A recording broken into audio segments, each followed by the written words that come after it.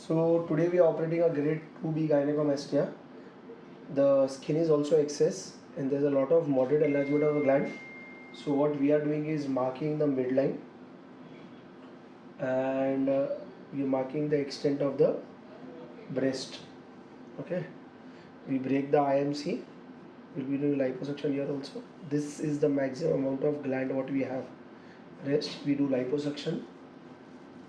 Similarly here we do gland removal and liposuction.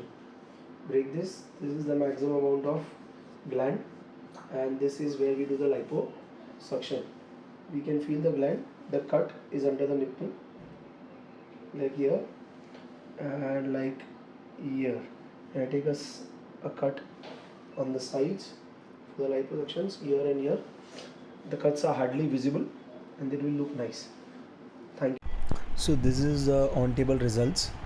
Looks perfectly fine, flat as required, and the scar is barely visible. He has a good results.